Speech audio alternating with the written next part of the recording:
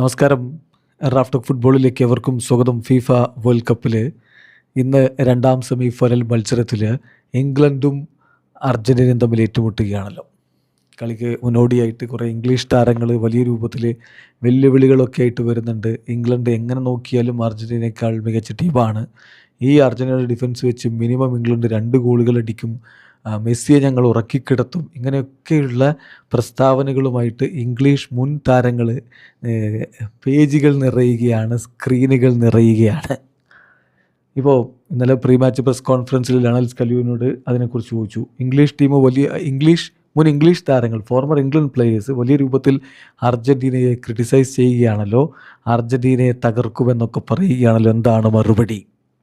Scaloni വളരെ കൃത്യമായിട്ട് പറയുന്നു, ഞാൻ അവരെന്തു പറഞ്ഞു എന്ന് നോക്കിയിട്ടില്ല, ഞാൻ കണ്ടിട്ടില്ല, എനിക്ക് നോക്കേണ്ട കാര്യമില്ല. പക്ഷേ ഞാൻ ഒരു കാര്യം പറയട്ടെ, ഞാൻ എൻ്റെ കോച്ചിങ് അവസാനിപ്പിച്ചാൽ, ഞാൻ എൻ്റെ ഈ ഒരു ഫുട്ബോളുമായി ബന്ധപ്പെട്ട കരിയർ അവസാനിപ്പിച്ചാൽ ഞാൻ ഒരു കളിക്കാരനെയും കുറ്റപ്പെടുത്താൻ പോവില്ല. അത് അർജൻറ്റീനക്കാരനാവട്ടെ, ജപ്പാൻകാരനാവട്ടെ, ചൈനക്കാരനാവട്ടെ, ഇംഗ്ലണ്ടുകാരനാവട്ടെ, ഒരു കളിക്കാരനെയും കുറ്റപ്പെടുത്താൻ ഞാനുണ്ടാവില്ല. അതിന് പകരം ഈ വിഷയത്തിലൊന്നും എനിക്കൊരു മറുപടിയുമില്ല, ഒരു കമൻറ്റും എനിക്ക് പറയാനില്ല. അവർ അവരുടെ ദേശീയ ടീമിനെ സപ്പോർട്ട് ചെയ്യാൻ വേണ്ടി പറയുന്നു, ഇത്രയേ ഞാനിതിനെ കാണുന്നുള്ളൂ.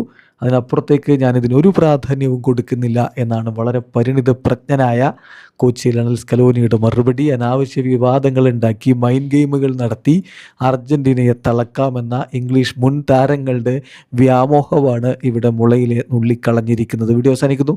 ഫുട്ബോൾ ലോകത്ത് കൂടുതൽ വിശേഷങ്ങളുമായി റാഫ്റ്റോക്സ് എത്താം.